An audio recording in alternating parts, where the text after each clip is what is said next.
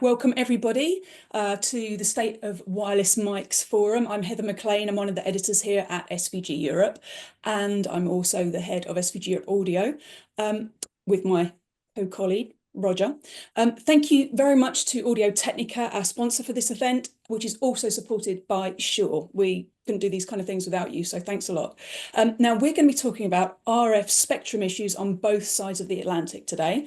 Our panel of experts are going to discuss dwindling spectrum and regulatory issues in different regions, and hot on topic in the US, we currently have the potential auction of 600 megahertz of bandwidth, which could make LA28 a tad tricky. And we're also going to be talking about emerging wireless microphone technologies. Okay, and our speakers today are Jackie Green, Nexonic Design Director, Gary Trender, Sound Devices RF Applications Engineer, Johnny McClintock, AntennaWare Commercial Director, Alex Lepges, Audio Technica Technical Director EMEA, Martin Brock, Shure Senior Manager for Spectrum and Regulatory Affairs, and Vaughan John, Sennheiser Spectrum Policy and Standards Manager. And just to add, Martin and Vaughan are both ex-Ofcom, so are incredibly pertinent to this conversation as well. Okay, so I want you to put your questions and thoughts on what's being discussed and questions for our speakers in the chat below. Let me just let somebody else in. And I am now going to hand over to our wonderful chair, Roger Charlesworth. Over to you, Roger. Oh, but thanks very much, Heather. And thanks for everybody on our panel and everybody showing up here. This is, increasingly spectrum issues around the world are getting increasingly complicated. And as broadcasters begin to exit various spectrum they inhabit, we also see some challenges going forward in terms of how those spectrum are allocated. So I'm looking forward to our discussion. I think to start off the discussion, I asked Jackie to give us a little bit of background about the various spectrum that are being used and the sort of challenges that we're looking at in using them going forward. So I think I'll hand it over to you, Jackie. Okay, Roger. Let me grab my screen here. Okay, so don't make fun of me, Roger. I already made fun of how much text is on this slide. Yeah, don't put too much text on your slide. You didn't read that. We're wanted to put some of these things on here. We don't have to go through every point, but if it's going to be shared later, some information can come through. And I've been thinking lately about the spectrum problems, both in the US and the rest of the world. And I kind of wonder if, obviously wireless devices for PMSE are starving for spectrum, but maybe we're starting to be a little too clever for our own good. Our story's not getting out there. Wireless devices, they're fundamental to engaging content production and the fan experience, and there isn't any PMSE without that content. The available spectrum continues to shrink, but we clever people keep finding more ways to add more wireless, and we manage to keep the show not just running, but they're improving. The sound is getting better, the experiences are getting better. So we can say there's a problem, but the people on the other side say, oh, really? Wireless capture enables a lot of different audio opportunities. People who are joining this call are clearly very aware of that. We reach new places where wires are inconvenient. We support lots of audio feeds so we can create immersive experiences. And how long has it been since we watched a show where it was just an announcer talking at a desk, right? So how did this happen? Lots of careful planning, lots of really clever people with good upfront frequency coordination, with spectrum sharing tools like the CBRS tiered approach, with the expansive temporary spectrum use, whether you're doing STA or coordinated licenses. Certainly we have more effective on-site control of the devices that are in use now. We're using frequency, time, and space reuse. Some people call it time diversity. We're looking at improved technology all the time. We have better filters. We have better antennas, better antenna distribution systems. We have WMAS, great new technology to use wider bandwidths. We have expanded frequency bands. It's not uncommon to find wireless devices working in the 5 to 7 range. And then we also have learned to offload certain types of content to other RF services. So Wi-Fi, cellular, private 5G, cloud-based services. Traditional Wi-Fi is fine for non-latency critical uses in some cases, and we have dedicated systems in ISM bands as well. But especially on the US side, we asked the question, are we finally at a breaking point? We have the Olympics and the World Cup stuff coming up, and I'm looking forward to hearing what the panel has to say on these thoughts. Okay, so now that's how this happens, right? There we go. I tested this before and it was advancing just fine, and then we had a internet glitch. So we're working on a balancing act in between kind of the balancing act between these titans. We've got broadcast TV, which traditionally has influenced global rulemaking. It requires spectrum, but over the air is shrinking and delivery methods are changing. And the global, the ITU, WRC folks participating in that, they know that this is happening, and that leaves a dangerous sort of window of opportunity in their thought process. That, well, if OTA is going away, we can use that spectrum for something else. It's not in PMAC's favor to trade broadcast spectrum for IMT or MNO. We can get along in broadcast, where there's stations via different methods, whether it's a building that's blocked a signal or filters or whatever, but getting along when there's mobile present is really quite difficult. Broadcast spectrum in the US doesn't generate money for the government. So that's an issue that allows it to be at more risk. We have IMT and MNO. These powerful mobile communications companies, they keep demanding more spectrum so they can grow their business. And the spectrum use was somewhat constrained by the broadcast TV requirements, which I just explained. That's changing. And this is holds potential for billions of dollars in the US with auctions. So very attractive, very risky to us. Wi-Fi, so in addition to providing increasingly higher quality content, delivery, and coverage, Wi-Fi is playing a key role in partnership with mobile communications. Here in the States, I think 80% offloads onto Wi-Fi. It's a lot. IMT and MNO recognize this. They would rather not cede so much of that business to Wi-Fi or other businesses. So they really want more spectrum themselves. Wi-Fi directly doesn't, it's unlicensed use, and it doesn't directly generate money in the US into the government. We have the satellite companies, which we shouldn't forget about. So far, they're not competing for PMSE. Well, not really. We do have satellites that broadcasters are using for the C-band, and we comfortably work around those frequencies, and it's fine. And the nice thing about the satellite companies is they are really quite comfortable moving up into the higher frequencies. And except for, I will say that the next contested spectrum, in my experience, it's not a high frequency, but the next contested spectrum here in the States is going to be the 10 to 13 gigahertz range.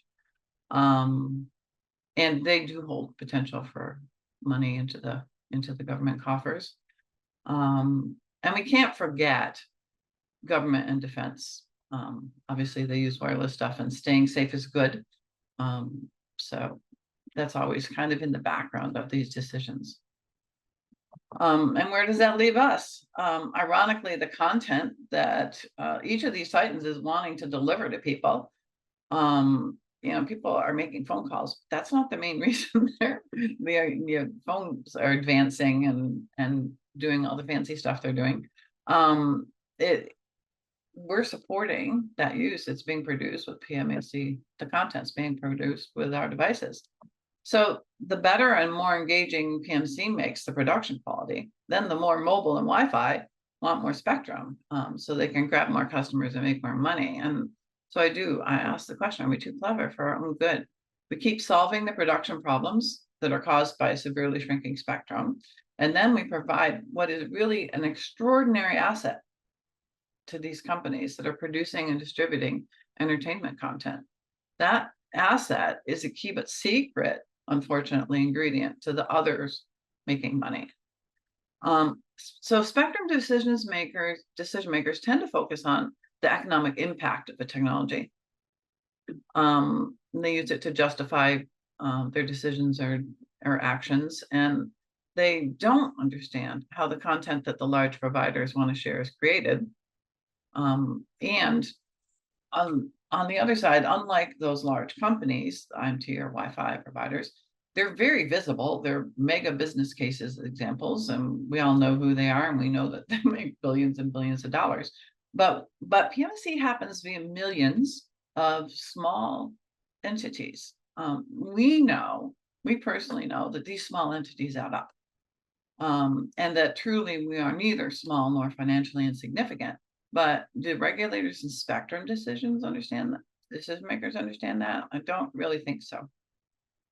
So I was just wondering, did a little search to see what was just coming up in the sort of near future that everybody ought to be planning for already from a spectrum standpoint, what would be happening in Europe. And this is a slide just showing how much content is about to be produced and have to be coordinated. And can you imagine these events if there wasn't exciting audio and the visuals, like the drones following along as a car or a horse runs along a track? Can you imagine it without this stuff now? I mean, we used to watch just a TV and oh, there's a mountain and there's a skier on the mountain and there's a person sitting here talking.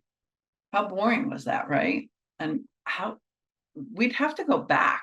We'd have to turn it backwards. If we lose the spectrum, it's going to go back to the boring stuff. So I thought, well, let's think about what PMSC does.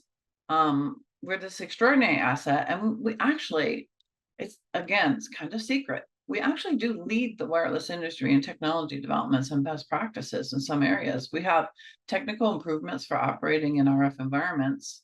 And this is really important. We don't keep asking for higher transmit power and more bandwidth, like the phone companies and the Wi-Fi companies and the Bluetooth companies and everybody else keep doing. They're solving their problems by just asking for more transmit power and more bandwidth.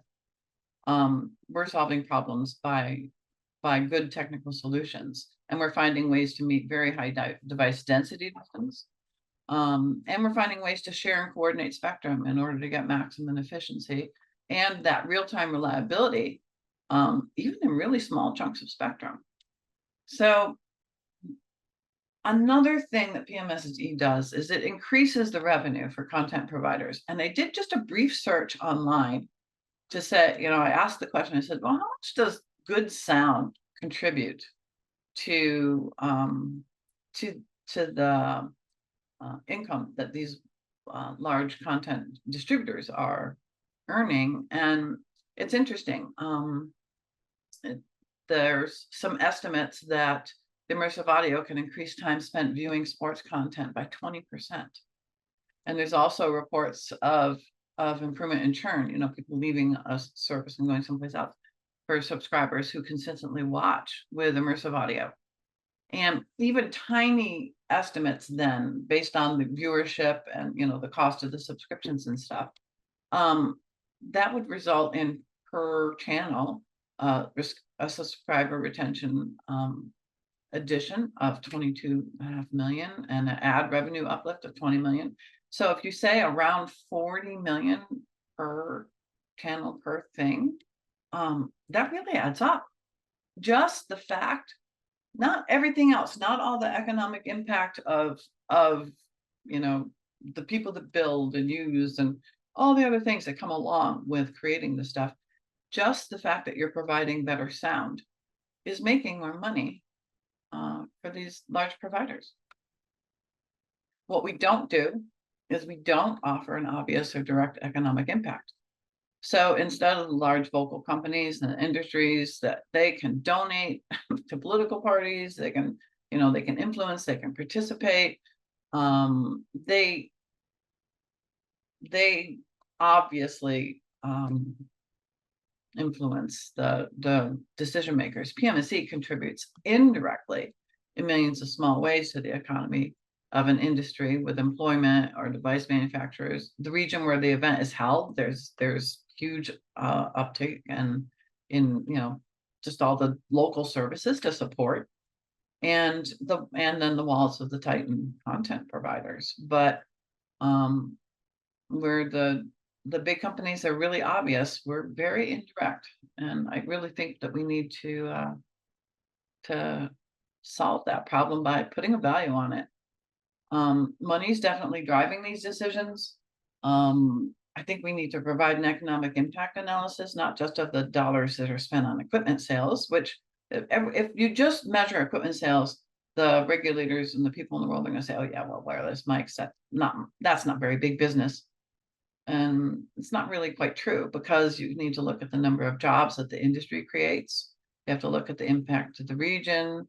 You have to look at the consumer electronics sales that happen as a result of having the ability to have better content and better audio, whether it's soundbar, immersive systems, new headphones.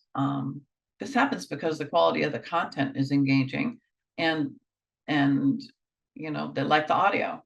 I was recently at fairly surprising convention where was it? I guess it was in Detroit, called Axpona.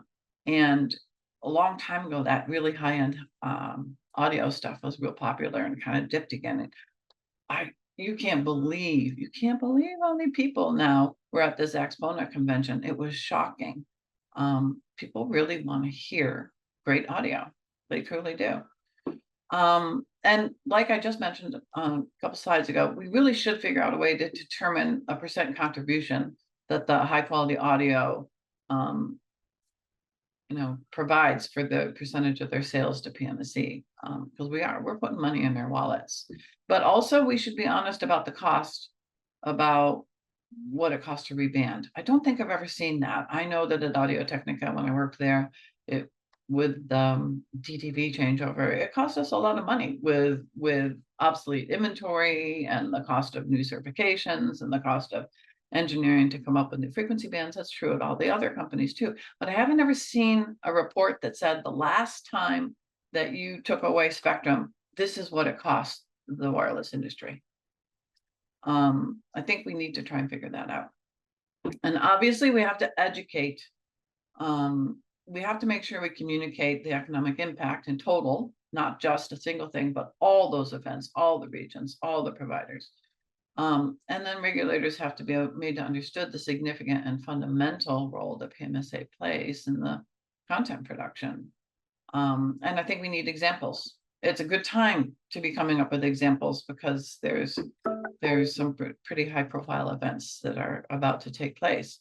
They have to understand the technical reasons why Wi-Fi and Bluetooth doesn't suffice for many of our applications.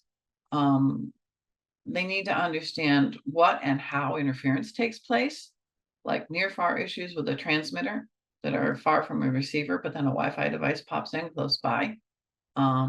Definitely a problem in the top of the 6 gigahertz band for like ENG use and stuff here in the States, because they're going to allow mobile Wi-Fi to operate in the same spectrum, even though it's a Part 74 licensed spectrum for broadcasters.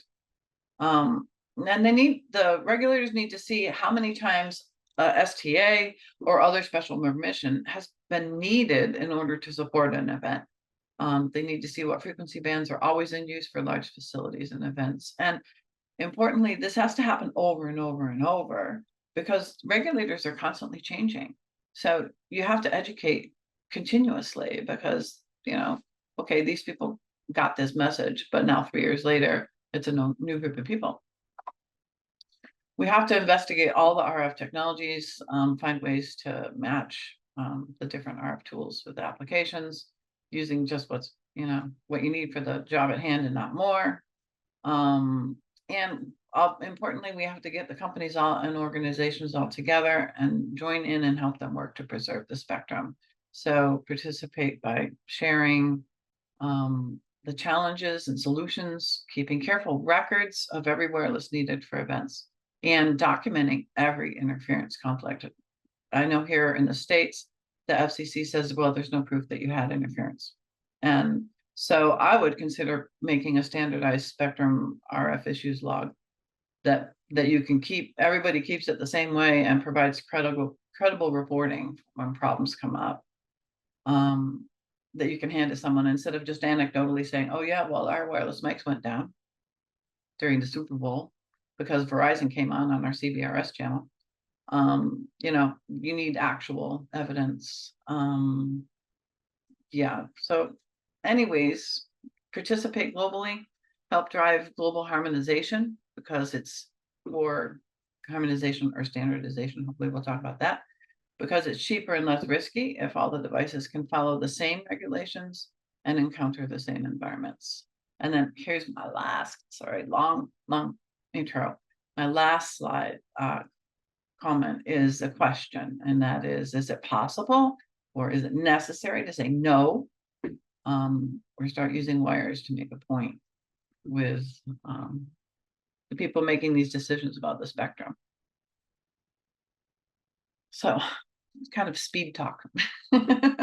But yeah, I think we have some opportunities to make some changes, but maybe we need to make it a little less comfortable for some of these people. That's great, Jackie. Thank you. I guess I want to open it up to the panel, and this is kind of a general question, but anybody can jump in here. Is, we've been pulling rabbits out of our hats, and certainly here in the States, it's pretty hard to do a big event now.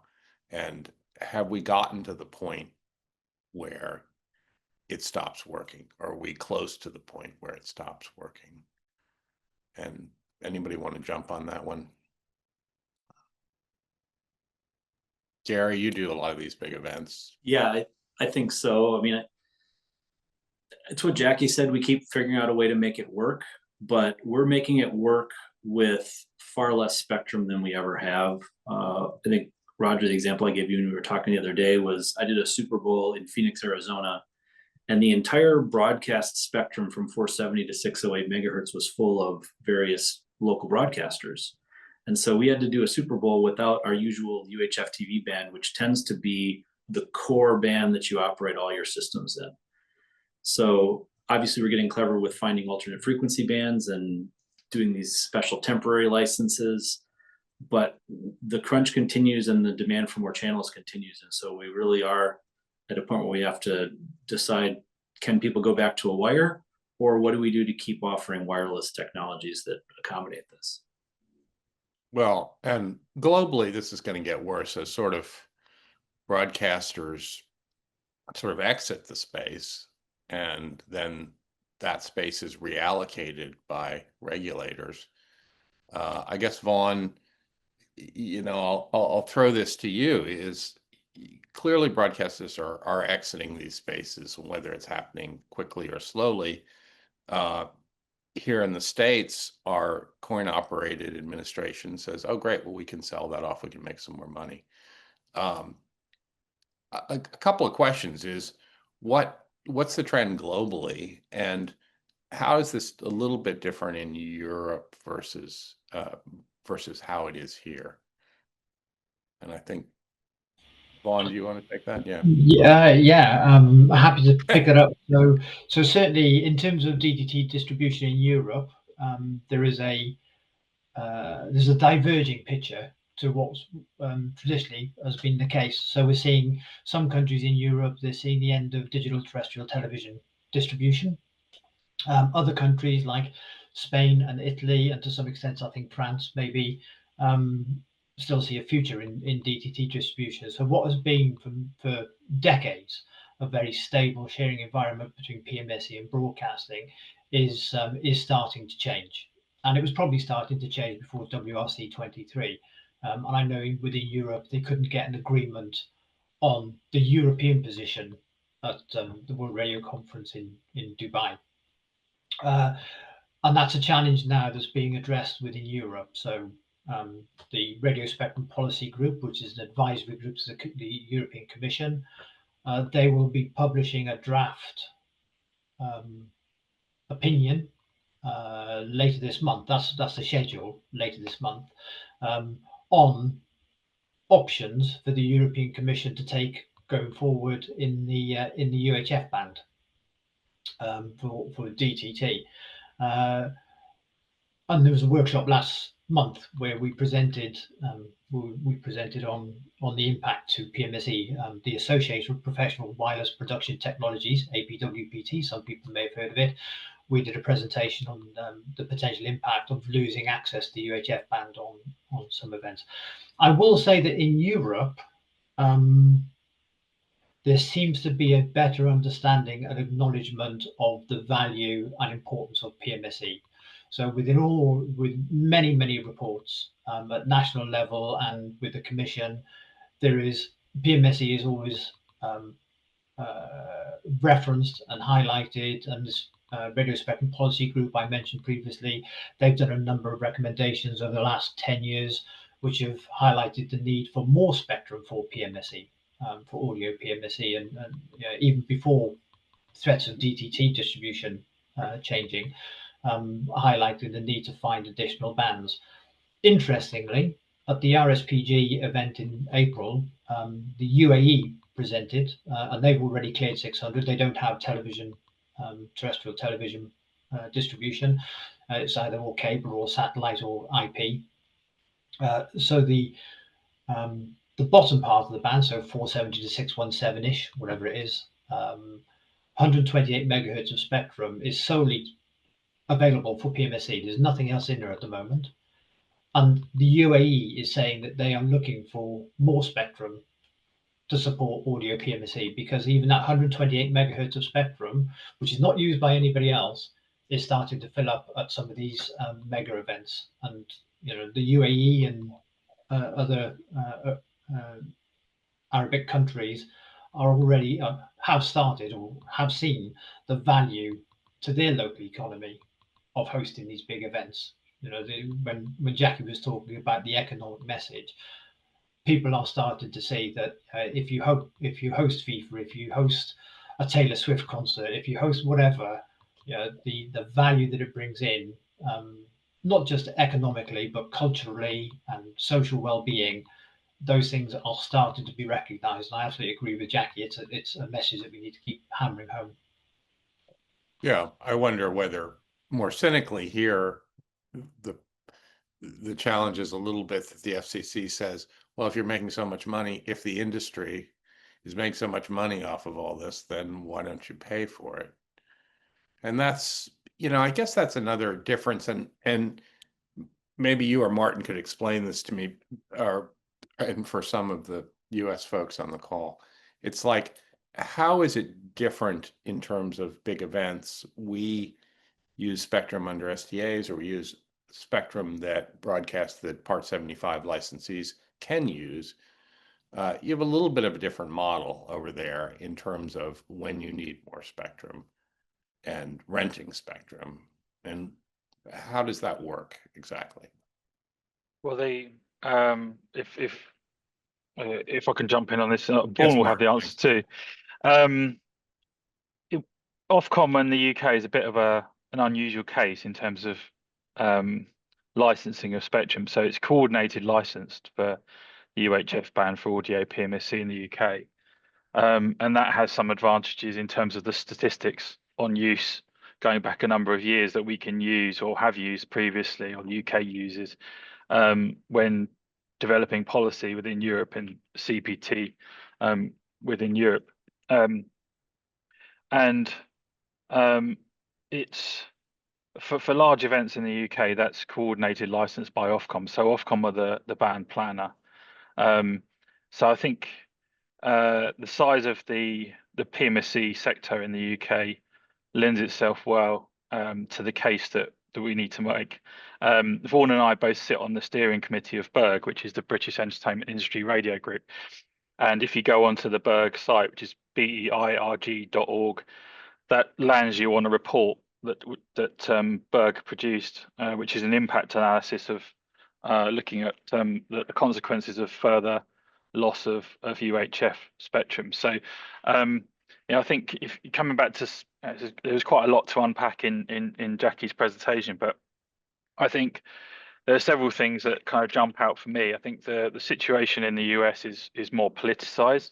I think as Vaughan and others mentioned previously, there's perhaps less visibility of wireless audio and PMSE. I think the US is a lot further down the road, and I also think the STAs have masked a problem. I think having something that was really intended for exceptional use that is now routinely used, I think that's really masked an underlying problem, because an argument we heard recently from some regulators in Europe was, oh, look at the US, they've 600 has gone over there and they're doing just fine.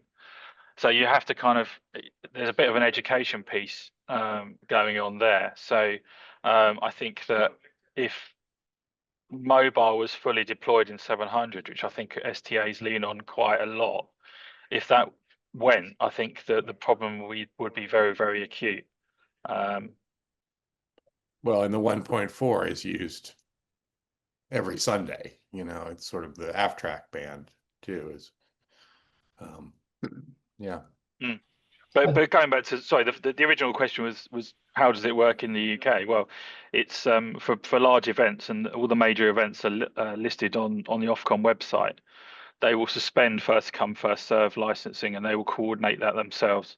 So all those majors are done in-house by Ofcom, and it's all license coordinated. So that basically ensures that there's authority to transmit for every single device.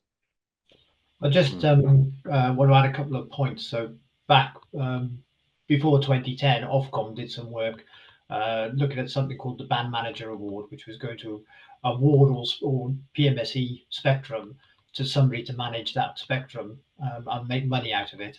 And because of the points that Jackie mentioned with the lots of different players and small players and very agile market, they concluded it would be a market failure to try to award that spectrum.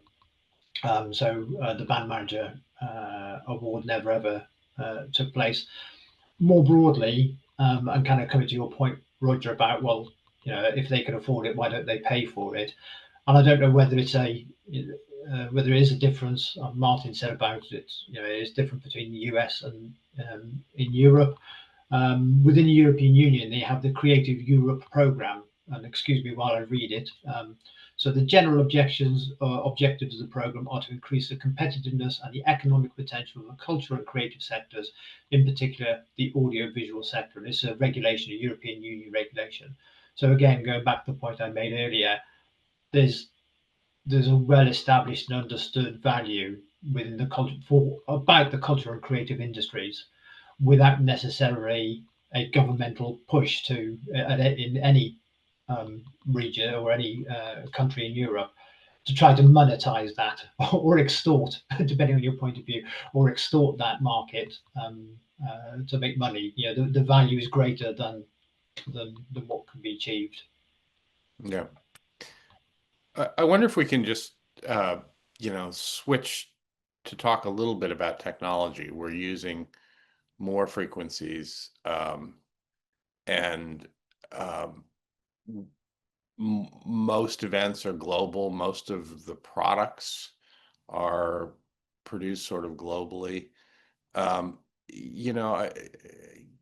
Gary, what are the sort of challenges to that as a manufacturer in terms of you make products that ship around the world, and how what are the challenges of that? I guess I suppose I'm saying. Yeah, I mean, I think from the sound devices perspective of things, like we're trying to make a single wireless, transmitter receiver pair that can be used in a large number of countries.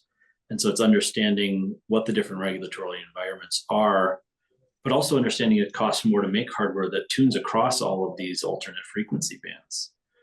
Right. So as you mentioned, the AVTRAC band is something in the United States, 1435 to 1525, that's critical for a lot of these broadcasts to happen.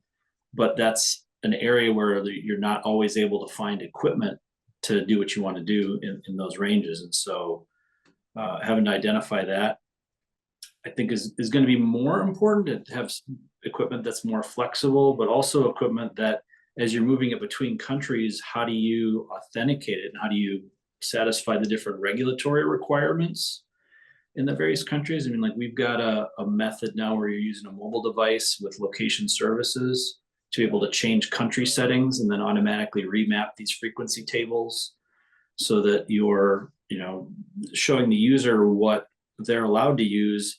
And then we have to have a separate mechanism where if you have a special temporary license, I can then send you an additional code to unlock that frequency range on your equipment. So there's some additional complexity to the clever solutions to finding all of the extra bits and pieces of spectrum that we're needing to use to service some of these very large events. Yeah. Johnny, you've been quiet. Talk a little bit about how antenna technology and I guess I would say antenna workflows or processes have sort of evolved. Yeah, maybe before I directly answer that or, Sure. or talk to that point, Roger, I think if we start to look at the situation we're in, where we probably have two options in front of us. One is how do we make ourselves more efficient with the spectrums that we've already got, and the old me would have sort of banged on a lot about the use of compression algorithms. I would have spent many years doing that. And the world of but there is in the world that we're living in for this type of content, there is always going to be a sniffiness towards the use of compression algorithms. And somewhat tarnished by how a compression algorithm would have worked, 20 or 30 years ago. But the world's moved on, and algorithms. You can now have a very good sounding algorithm with low latency, with good MIPS, with good bit rate efficiencies that make that practical. So that allows a way forward in terms of better utilization around the spectrums that we've got. That's one thing, and then we move into the world of antennas, and the antenna world really hasn't moved on. And I think a quote I've heard is that there's been very few innovative antenna designs in the last 70 years, and AntennaWare has pioneered a technology that is innovative and new and novel that helps to address the issues of body blocking and diminished link budget, and that can lend itself to the existing spectrums, and offer a way out or a get out of jail solution for existing difficult scenarios. But I think the true route to the grassy uplands is the move to higher frequencies, and look at that as a place to get the performances that we have at UHF. You look at the frequencies of UWB between 6.5 and 8 gigahertz, and there's it reads like a magic list of data availability and latency. The problem with it is the downside of those frequencies is that they're very, very beholden to body absorption.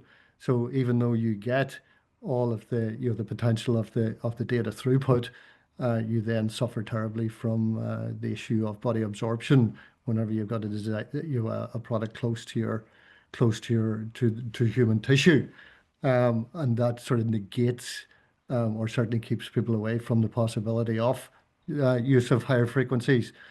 But again, in AntennaWare, we've directly addressed that particular issue with body wave, and that in many cases has given users the ability to get an extra 6 dB or more of link margin, which can then be used for either connecting in a difficult non-line of sight environment, a non-line of sight setup, or issuing or allowing greater range, doubling the range or more, or reducing the power consumption. So I think my point is that we can stay where we are and complain bitterly, or we can do what we always do, which is engineer our way to a better solution. And ultimately, everybody around here is probably an engineer and a problem solver by nature, and I don't think we should be afraid of that. I think the solutions are there. There's always going to be a question from a business perspective of the return on investment and who's going to step forward to adopt it in the first place. But that's my answer to that, Roger. Yeah, you hit a point that I wanted to make is sort of real-time encoding efficiencies are getting better and better. And so there is sort of technology in how much data we have to move. And then are we really at peak data efficiency, or are we limited by our current approaches? And as you say, get to higher frequencies. There's some advantages to higher frequencies. Go ahead. Just on that's back to the world of compression. And I think the traditional models have been very much around either time domain or frequency domain, perceptual or ADPCM. There are other avenues open around compression algorithms that haven't really been investigated to the nth degree. We sort of traditionally think of only two options. There's something that is very much around bit rate efficiency and you forfeit latency, or you go with something that is very low latency and with that comes bit rate inefficiency. But there are other avenues to discover there, and the more that the market has an appetite for it, the more that discovery work will go on, and that's back to that point about R&D investment and engineering our way through this. Well, and this is the question of not, is it possible to have more efficient technologies, but are these commercially challenging in terms of R&D investment, and also in terms of transitioning from current product to future product? Are those commercial challenges too daunting to allow the full expression of what we could be doing? And I guess, Alex, you mentioned in our call earlier, it's like where are we with, and you were talking about this, Johnny, too, about just sort of about standardization and interoperability. It seems like that's in this sort of small industry, television production, and live events, that we have, we use a lot of gear that looks the same, that isn't particularly interoperable or based on standards. So Shure does WMAS one way, and Sennheiser does it another way. And if you're standing on the sidelines, you say, well, what am I supposed to do? So where do you think we are there, and what do we, from your perspective, what do we need to do? Yeah, I think connecting to what Johnny just said, that we're developing in different technologies currently, and which is good and needed, because some of the technologies that we used in the past, the frequency domain based wireless systems, are having challenges in some applications. So we see now the rise of the time domain wireless systems coming. However, despite that there are benefits and perks to it, they do have disadvantages at the same time. If you deal with time domain on your transmitters when they move around in a circle with 300 kilometers per hour, I think that's roughly 200 miles per hour for the US guests. You have problems. You can't do the time domain anymore. It just gets out of sync. Frames overlap. So there are limits for every technologies wherever we look. Then there's the latency issues and so on. And on top of that sits for the end users, for the guys out there who want to pay for that, is they need to make a decision which brand to buy, which is kind of weird in a sense. You buy a console, a mixing console, you know you can use any microphone you want because phantom power is somehow standardized. As soon as you go with wireless systems, you need to have a complete kit of at least the transmitter and to the receiver. And nowadays, to a certain extent, even the antenna plays a role because the antenna is no longer a passive piece of metal in many cases. So we're coming to a segmentation in the market that it's more and more unpleasing for the user. And I think this is a risk for us as an industry as a whole, because we need to find a way that we can convince with some lobby work that we have to work together in a way to give something more universal to our customers and to our users, which will put a little bit more of a punch in it. The big downside of course, is we will never have the size of the mobile phone industry, of course, because the amount of users that we are actually dealing is peak. There's a one moment where we need a lot in one location, and then for the next year, there's basically nothing. And we just roll back the list of events that Jackie showed at the beginning, be it Formula One, be it Olympics or other things. They're only happening once in a while in a specific location when we need those frequencies and we need that spectrum. And then the rest of the year, it's abandoned. So it's understandable that on a monetary way, you can't easily make money out of the spectrum with us as a customer. And I see that problem. Hence, I see that in European countries where we had licensed domain, we stopped that for exactly that reason. It didn't pay off, beside UK still working with Ofcom on this one, but the rest of the countries just gave it up. We need to give a punch back to the regulators, to the governments, which are ultimately influencing the World Radio Conference, to say, okay, we want to keep that because we understand the nature is not easy to be monetized. There's something higher on here, which we want to have. We want to have culture and we want to keep that in. And as long as we don't have that battle won, we will fail. And to make that easier for them to fight for us, I think we as an industry need to work more closely together to say, hey, we thought about it. This is a solution which is more universal, which everybody can use, and it's interoperable. And then it will help showing that we have an interest to be efficient, that we have an interest to be compatible with others, to make it easier for the users, to make it more easy to adopt.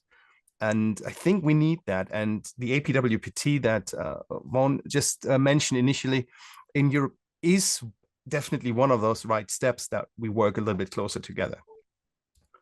So yeah, lots of challenges ahead, lots of events ahead that we need to coordinate frequencies in the next winter to come. I'm definitely not looking forward to that one, but we will definitely face that challenge. Well, it's going to be interesting in, it's going to be interesting in LA, where everything isn't going to stop because of the World Cup. There'll be it'll be back to Gary's Phoenix situation. What about other new technologies? I think Von Sennheiser has done a lot of work in deck band, and I guess there's first of all, there's unloading cameras. More and more we're using bonded cellular for cameras and stuff like that. We're going to lose some of that spectrum that we use for cameras now, so don't get too attached to 6 gig because it's going to go away anyway. What about well, starting with sort of deck band stuff, obviously, Vaughn, that's something that Sennheiser has done some work in. There are other technologies also. You mentioned Johnny, you mentioned UWB. We certainly use UWB to talk to speakers at very low latency. My car talks to my phone with UWB. Where, do we see a future where microphones could be UWB? There was a lot of work on 5G. I want to talk about that in a second. Is that a dead end? Vaughn, you want to jump in on any of these? Yeah, I can do. I'm not sure what the question was in Well, tell us about DEC a little bit, just for a second. Oh, okay. Well, yeah. I'm not just Sennheiser. I know other wireless microphone manufacturers. They make products that operate in the DECT band. Now, the DECT band does change in different countries, but if I just focus on Europe, there's a harmonized band 1880 to 1900, which was assigned to DECT technology back in 1990, 1991, something like that. And that was primarily for your cordless telephones, your home-based cordless audio telephones. And over the years, people have kind of adapted and used it for other things, including wireless microphones.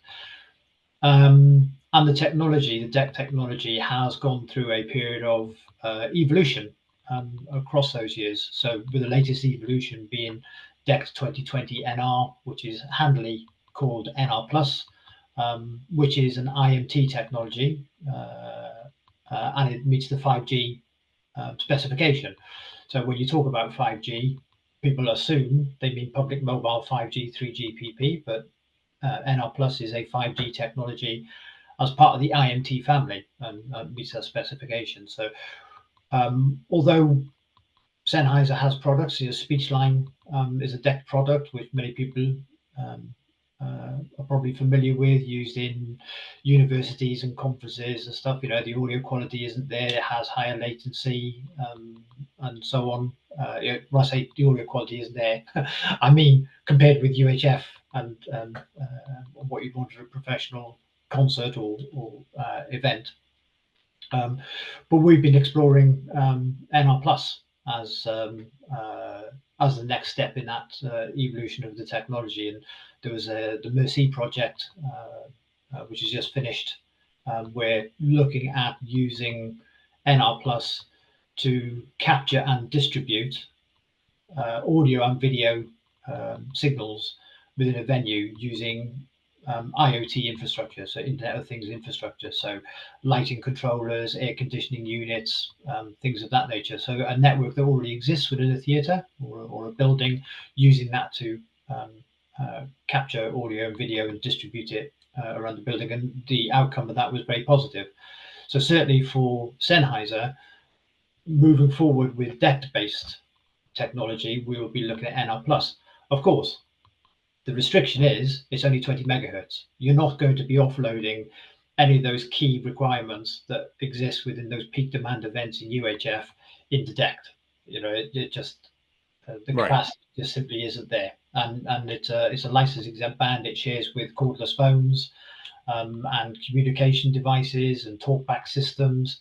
So it has its place certainly, but ultimately the question would always come down to having access to high quality spectrum, regardless of technology. Right. Well, and maybe ENG crews. With big events, you have a lot of just ENG crews and stuff like that. So, Gary, you were starting to say something here. Oh, I was just going to mention for DECT band. I mean, for a lot of the broadcast events that I work, Intercom has migrated to DECT band from other bands to try and vacate that for microphones and in your monitors. And so you'll see, and same thing, the US has half the DECT band spectrum of what Europe does. And so kind of following on with our discussion, we're filling up the DECT band we're trying to put more than 50 users on intercom systems there now. And that's for the existing intercom systems, 50 kind of tends to be your limit unless you get creative with it. And so we're already running up against those challenges as well in that bandwidth. Yeah. Johnny you mentioned UWB just in passing. Are there possibilities for UWB for professional audio? Anybody want to jump in? Well, I think this becomes Jackie's domain big time. Jeez. Um, Oh, come on, the- Johnny. You're on the That's spot funny, here. Roger. You know the answer to that question. Yeah, UWB is beautiful for professional audio. Well, Um, there's lots of different things about implementing a new technology though that don't have anything to do with how well does the technology work and have everything to do with how does management feel about risk and return on investment and everything else. I believe that it is one UWB as a time-based technology and as a Mm. wide bandwidth technology that can carry audio with a low latency, real time and good audio and high device density. Like Alex said, there's pros and cons to everything. I do believe it's one of the tools in the toolbox. I don't think it's the only tool in the toolbox. I do get a little bit more excited about it when I see yesterday Wi-Fi Now, the Wi-Fi industry writing that they're bullish on UWB. And I want to like tell the wireless microphone industry that they should be thinking along these lines as well. UWB partners really well with Wi-Fi. In fact, Cisco is now putting UWB chips in every one of their access points, and pretty soon venues are going to have UWB completely surrounded. You won't have to set up antennas everywhere because it will already be there and it will already be distributed and running, so you can access it. And if you do that, and the reason that's happened is because the UWB it enhances the Wi-Fi's capability, right? You can get a great low latency signal on many devices to the Wi-Fi that can then distribute it in another way, or get a finer resolution or location stuff. For wireless microphones, I really think that we ought to be, from the manufacturing and design standpoint, I think we ought to also be figuring out how we partner with these other technologies. If you've moved into a situation where you have a really long range, or you moved into a situation where you have a big delay in your chain because of something else anyways, there's absolutely no reason why you shouldn't then partner and offload to another wireless technology, even just temporarily, and then come back. I think we really have to get smarter about how we use compression, about how we partner with, and kind of dynamically adapting with other wireless technologies. If we do that, if we tie ourselves to one of those big titans, then we're going to get more support. We're going to get articles like came out yesterday that say, oh, we're bullish on UWB. That's the Wi-Fi industry saying that. And 3 years ago, they were saying, oh, don't let UWB in here. It's going to cause a problem. And now they're like, oh, this is great. We want you on our team. Well, yeah, and the prospect of the UWB being in access points, makes a huge difference. Yeah, we already know it can carry the highest quality audio possible. And now it's going to be basically distributed for free, piggyback along with And right? that development has been paid for by some deep pockets who are able to scale this globally, right? So we kind of get it for free. Yep. But just on that, Roger, if I may jump in a bit, and Jackie, thanks for elaborating there on the question. What Jackie is also involved in the AES for audio, the UWB for audio AES protocol, and that sort of ties into the Alex conversation that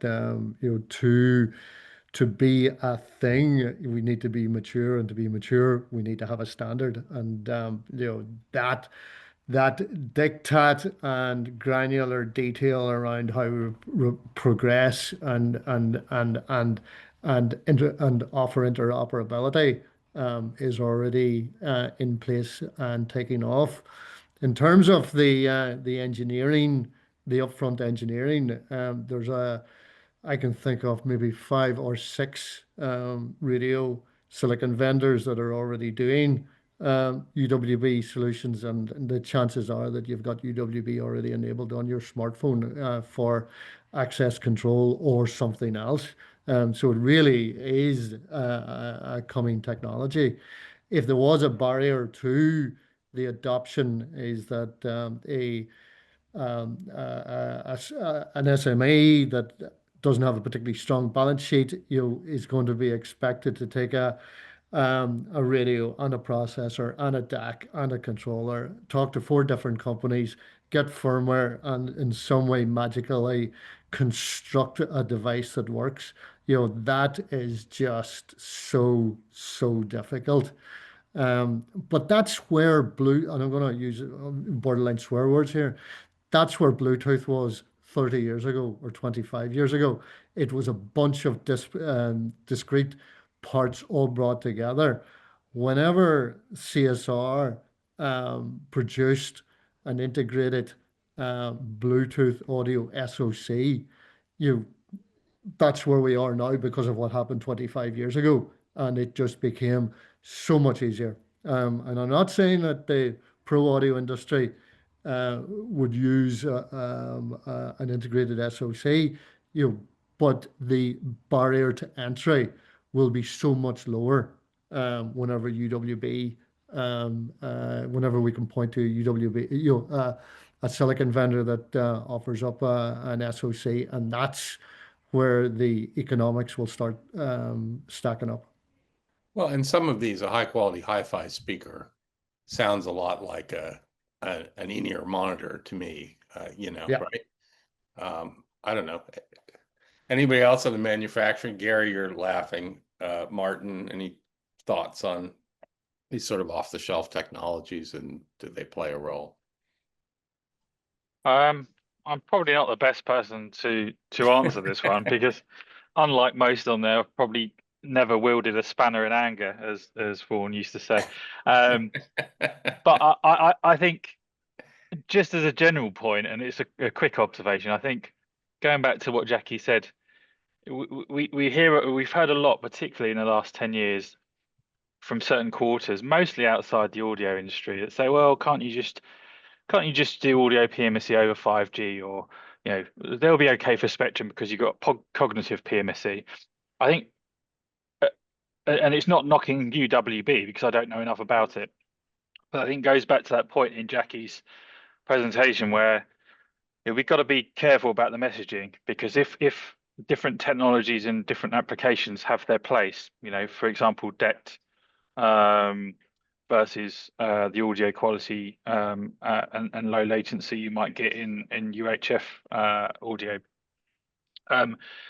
If we recognize that, some of these nuances get lost in the messaging for regulators. So regulators and the policymakers and governments are the ones that make decisions. And what I'm trying to say is we just got to be quite careful that when a new shiny technology comes along with promise, you've got to be careful that doesn't make its way along the chain, so that regulators go, oh, you've got UWB there, what's the problem? Problem solved. Exactly. So I think we just need to be a little bit careful, because all that kind of gets lost in the noise, and it's a problem that we've battled time and time again, and the churn within regulators and governments doesn't help. You're talking to a different civil servant or somebody else every 6 months or so, and you're trying to reiterate that message in a way that they will understand.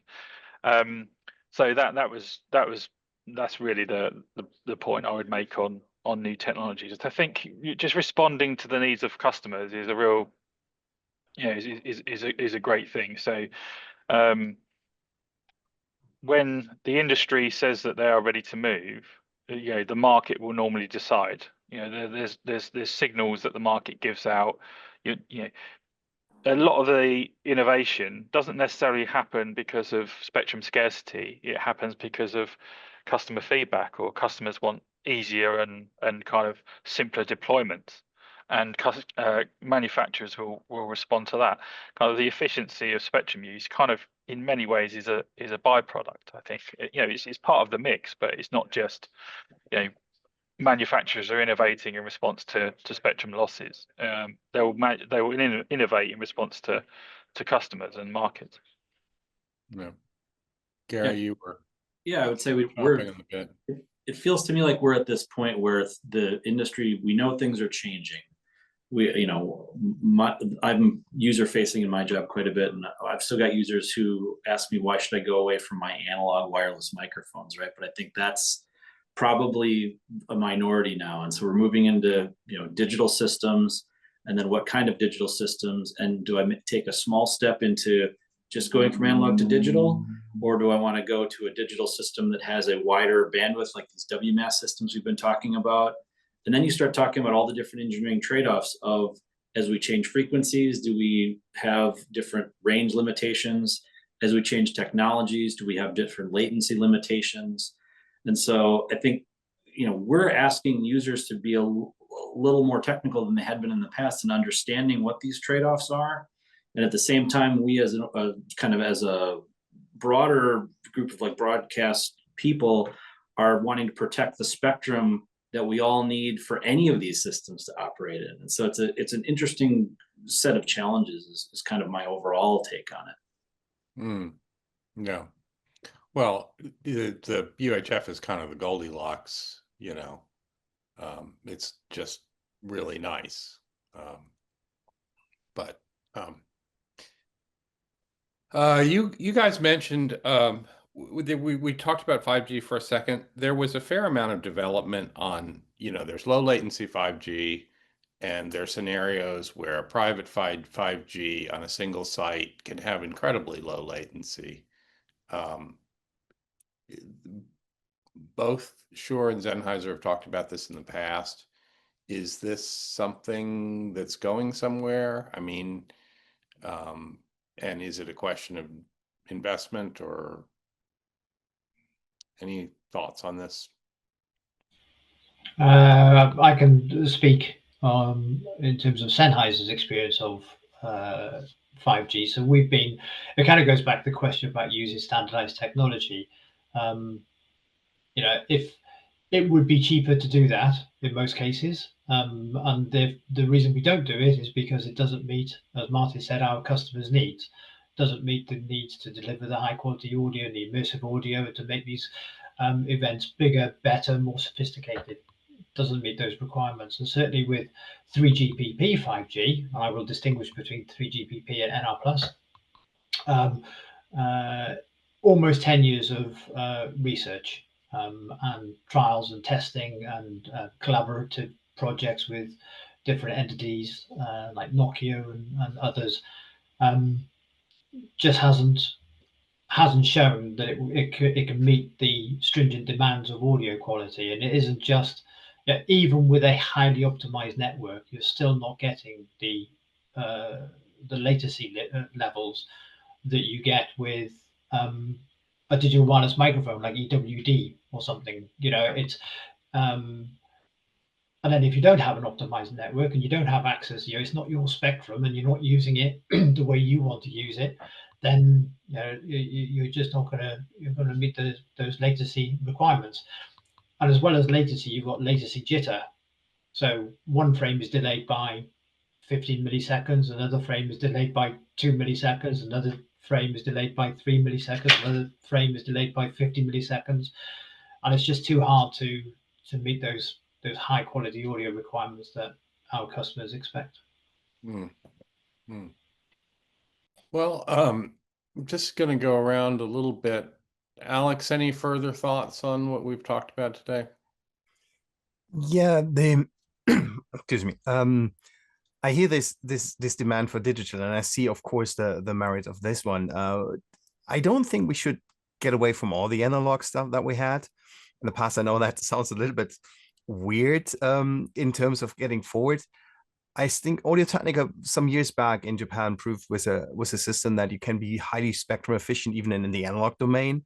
Where we have a system on the market which squeezes in 31 channels in 4 megahertz of spectrum, which is, I think, almost unmatched in the digital world. And we do this with 50 milliwatts of full power, so we don't have to worry about operating range at the same time. So there's something which basically outruns all the specs of today's digital platforms that we have out there in the frequency domain. So it's technically possible to do something outstanding in analog, but not necessarily with the technology that we used to use in the past. So I wouldn't say it's completely dead, but there are, of course, other things on the horizon, like the Cyber Resilience Act in the EU saying, okay, we need to be confidential and we need to do other stuff. And there are debates whether that is applicable to a microphone which is going onto a PA system. Is that confidential content? You might discuss that, probably not. But if it's used for a conference where we discuss HR salaries, probably it is. So we need to be very careful with all these types of things. What I'm trying to say here is, I think we need to be flexible in the future with which platforms we're using. And NR Plus was mentioned. Big fan of that idea. Because I think it brings down the main disadvantage of today's stack technology, where we have a system which we can run 192 channels. So the channel counts is for us not the limit. I think this is a really good thing if you have a good spectrum available, which you most of the cases have. But the problem is the latency there. And with NR Plus coming up, proving already in some prototypes, we watched that at a meeting that we had in Wedemark. Thanks for inviting us over there. It was really great. We could see that we can go down to 1 milliseconds of latencies. And that is exactly what we need for the live sound and for broadcast to be lip synced. So there is definitely something in the future on these new technologies.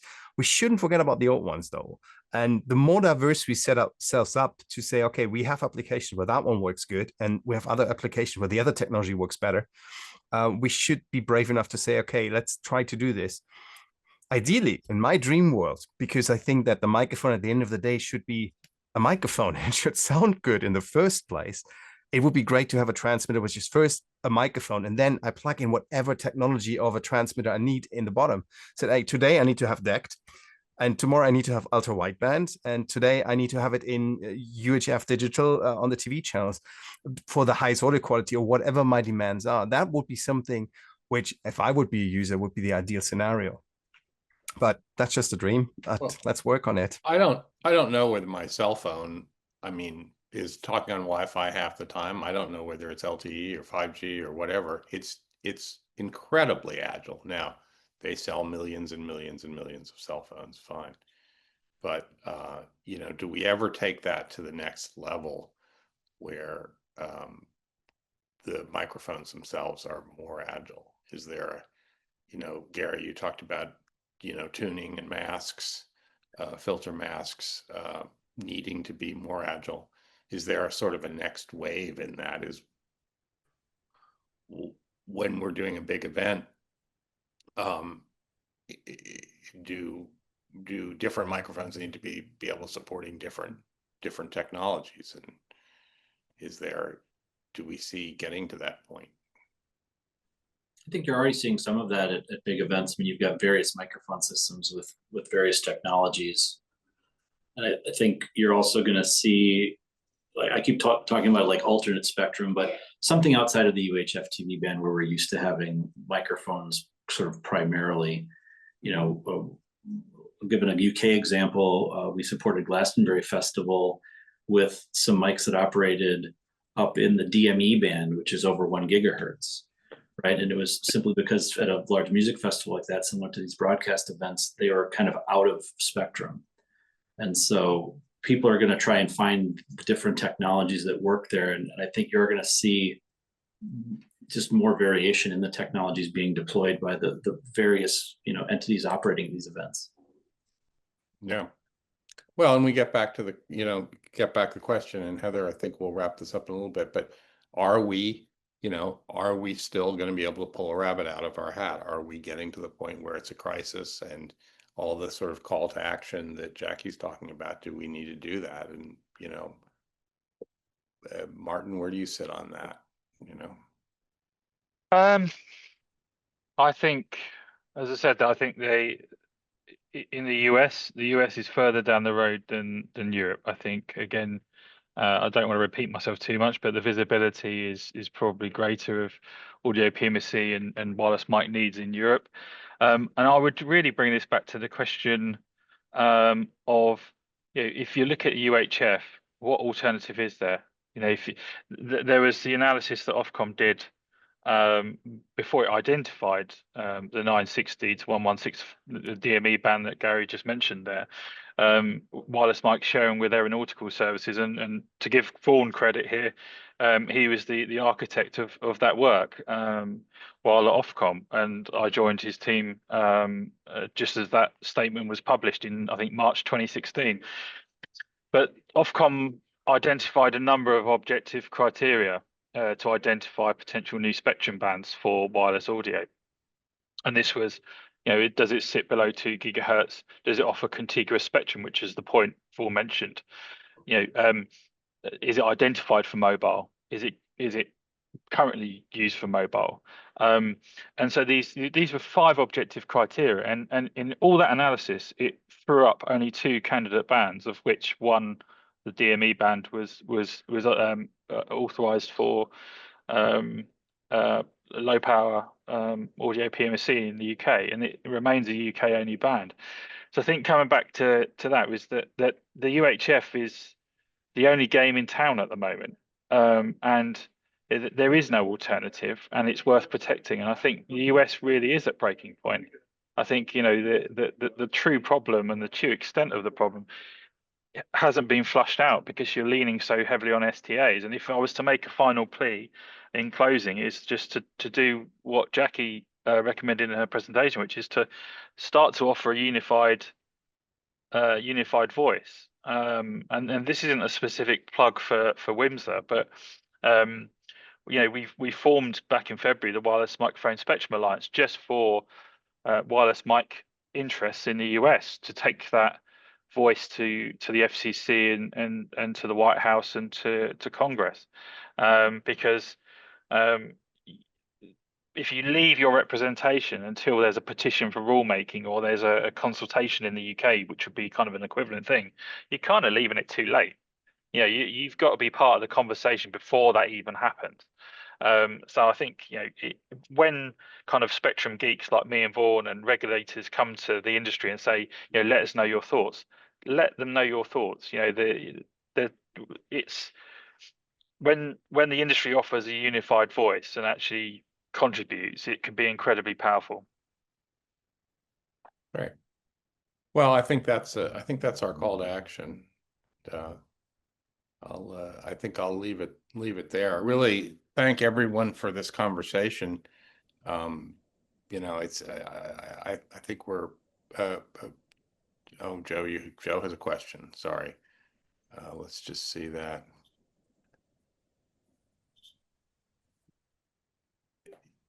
Yeah, I think that's a little bit technical, Joe. Let's get into that some other time. I'm sorry.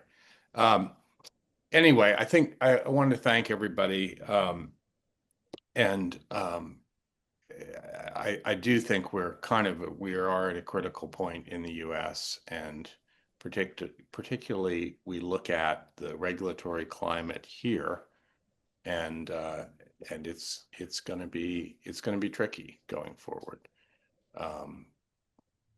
And it seems like, if anything, the loss of more UHF spectrum, and by the way, loss of other spectrum that broadcasters are kind of sitting on, is going to continue to be a challenge. It's going to be a challenge in the future. So I think that's it for me. Oh, that was really interesting. Super interesting. I used to be a mobile technology journalist, and I used to write a lot about spectrum kind of issues back in the day. So this is kind of Those guys are the problem. They want to own it all. I know. It's interesting though. I can see both sides, which is. Well, they also think it's valuable real estate. That's the thing. It's like, too, aren't they just kind of investing in it too? I mean, you mentioned it's not always lit up, and we use a lot of it that they're not using, to Gary's point. Yeah, little dragons grabbing all the spectrum. I'm on the other side of the fence now, so yeah, broadcasters, we win. But yeah, thank you very much to all of my speakers. I thought that was a brilliant conversation, really, really good. And also thank you again to Audio Technica, our title sponsor, and for sure, supporting sponsor for this one. Next up, we have, and I know this seems a really long way off because it's not even summer yet, really, the Sports Audio Summit 2025, which is happening on the 19th of November in London. I am working vaguely up ideas for what we're going to do and see on stage. So if you guys have any thoughts and comments on what we should be talking about and who we should be speaking to, what you'd like to see on stage, please drop me a line. My email address is literally everywhere. Yeah, let me know and I can make a note and hopefully feed it in. And I think that we might revisit something along the lines of what we've been speaking about today as well, because obviously there's a lot more to talk about and things might move on by then as well, which would be interesting.